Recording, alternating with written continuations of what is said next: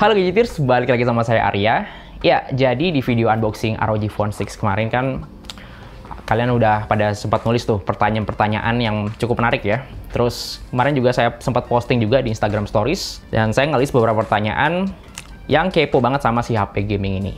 Nah, di video kali ini formatnya nyantai aja ya. Saya akan ngejawabin pertanyaan-pertanyaan kalian tentang ROG Phone 6 ini. Oke, langsung aja ke pertanyaan pertama. Ada bugs nggak sih kayak pendahulunya, yang dalam hal ini ROG Phone 5? Yap, saya baru pakai HP ini itu sekitar 1 minggu ya. Dan memang sejauh ini sih belum ada gangguan atau apa-apa gitu. Tapi kalau ngelihat sejarahnya ROG Phone 5, dia kan pakai mesin Snapdragon 888. Yang mana di beberapa batch itu kan diproduksi sama pihak Samsung gitu ya. Dalam hal ini adalah Samsung Foundry. Nah, di batch-batch itu memang ROG Phone 5-nya seringnya kena masalah ya, bahkan sampai mati total. Tapi untuk ROG Phone 6 ini, ada kabar yang gembira nih. Jadi, si Qualcomm tuh udah ngalihin buat pakai TSMC yang produksi Snapdragon 8 Plus Gen 1. Yang harusnya sih punya track record lebih bagus sih. Ya, semoga aja sih ke depannya ya. Soalnya kan TSMC ini memang punya track record cukup bagus buat bikin chipset.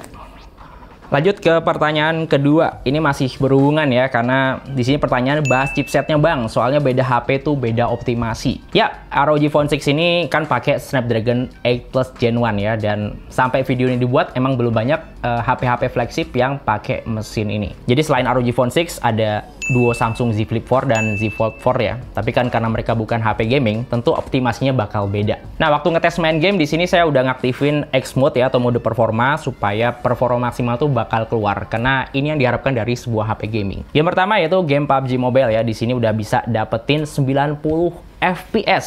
Ya, ini mode yang bisa dibilang masih jarang banget ada di HP-HP, bahkan HP flagship sekalipun gitu ya. Karena ya ini mesti dioptimasin sama developernya PUBG Mobile itu sendiri. Nah, main di 90 fps tentu aja animasi bakal lebih smooth, pergerakannya lebih halus. Cuma yang memang harus dikorbanin di sini adalah grafisnya. Karena buat bisa main di 90 fps, itu grafisnya mesti diturunin ke yang paling bawah atau smooth.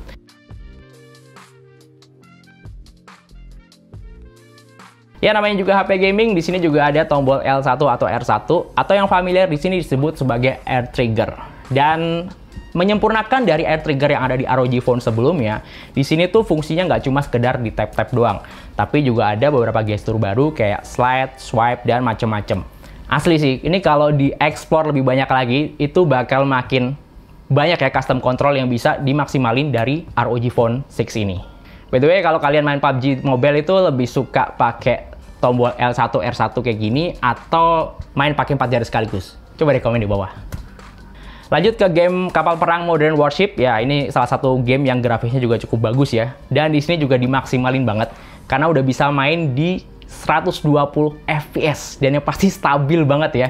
Asli sih, main 120 fps di game ini tuh bener-bener nyenengin mata. Karena ya animasinya tuh bisa lebih smooth lagi ya, terutama animasi rudal pas ditembakin ke musuh. Terus animasi ombak di air lautnya tuh emang realistis banget kelihatannya.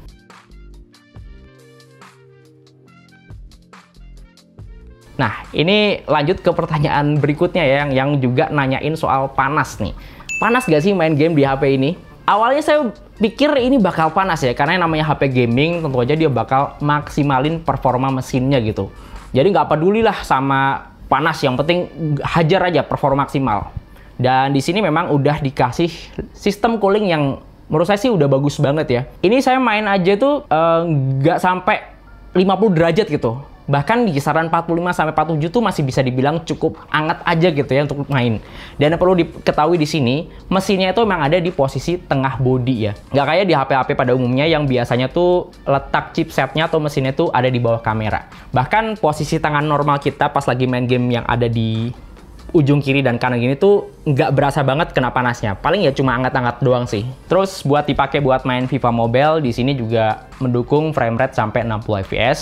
Ya, ini udah tinggal merem aja lah. Udah auto ngacir, udah auto smooth, udah enak banget.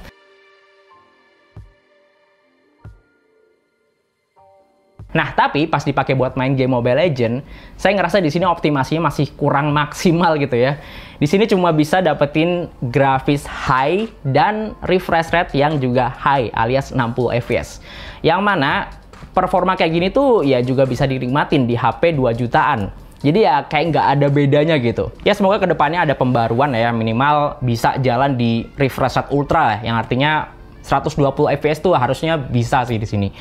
Tapi ya karena ini 60 fps, ya main game ini berasa nggak ada beban sih. Bahkan momen-momen late game yang lagi rusuh-rusuhnya itu pun juga nggak ada batuk-batuk sama sekali, lancar banget.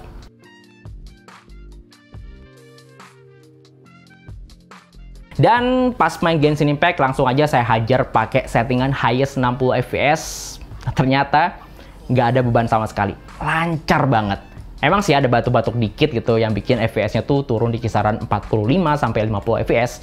Tapi pada akhirnya tuh tetap dapetin rata-rata FPS tuh di kisaran 59 FPS aja. Yang mana itu lancar banget kan. Untuk suhu bodinya juga masih bisa di-handle dengan baik. Dan saya masih agak nggak percaya gitu.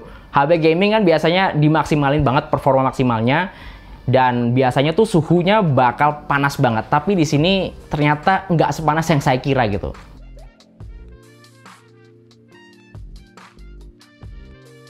Terus kalau main pakai fan cooler ngaruh banyak nggak sih?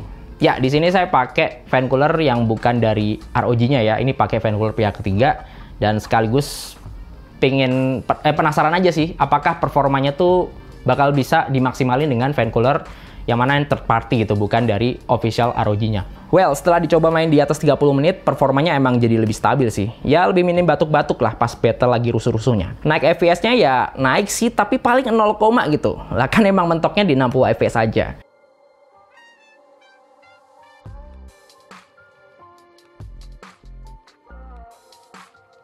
Saya agak cemburu aja sih sama iPhone dan iPad Pro Series ya, yang dapat frame rate sampai 120 fps. Yang sayangnya belum ada di ROG Phone 6 ini.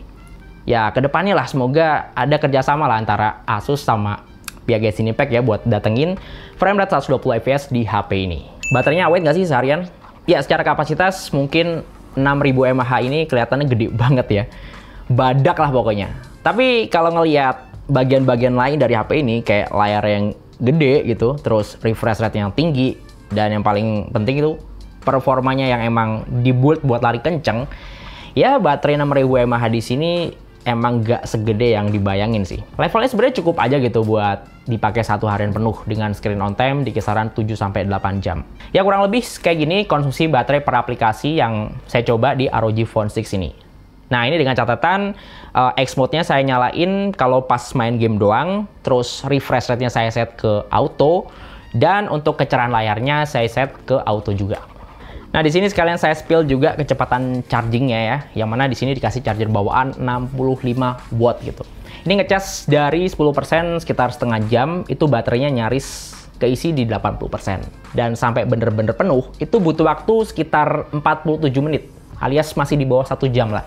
Untuk ukuran HP dengan baterai 6000 mAh, di bawah 1 jam itu bisa dibilang lumayan cepet gitu ya. Dan ini ternyata 65 watt gitu, alias nggak terlalu gede-gede banget untuk ukuran HP sekelasnya. Dan pas saya kepoin, emang charger 60 watt di sini tuh mengadopsi sistem MMT atau middle tap. Kurang lebih ini sistem yang dipakai di HP-HP Xiaomi.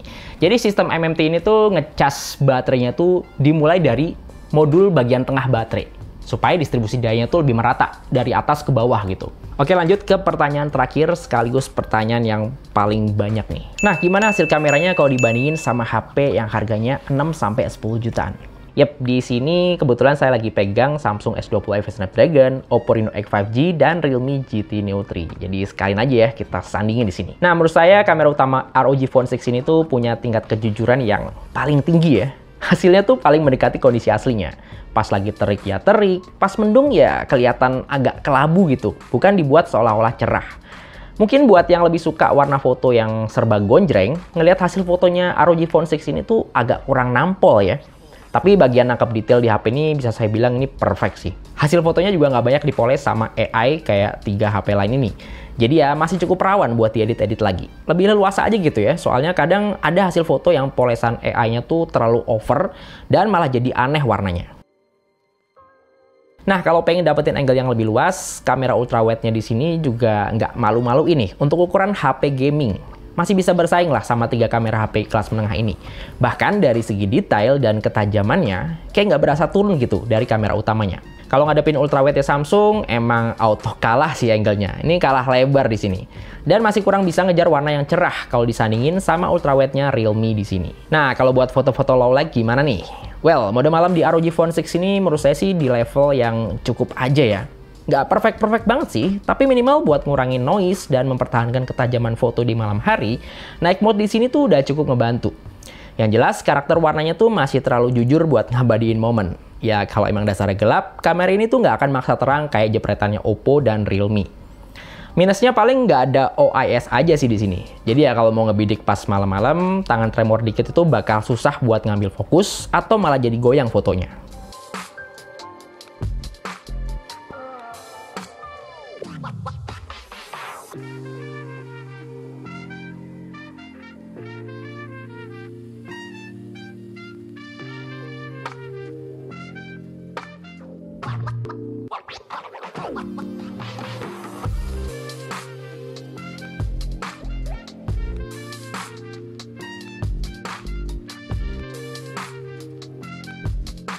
Oke, terima kasih udah nonton video ini sampai selesai. Kalau ada pertanyaan yang belum kejawab, mungkin pertanyaan sama ya. Tapi kalau ada pertanyaan beda, boleh nih tulis aja di kolom komentar. Ya, di sini dengan saya Arya dan teman-teman saya yang ada di balik kamera ada Bro Hadi dan Tama di sini. Kami undur diri, sampai ketemu di video berikutnya.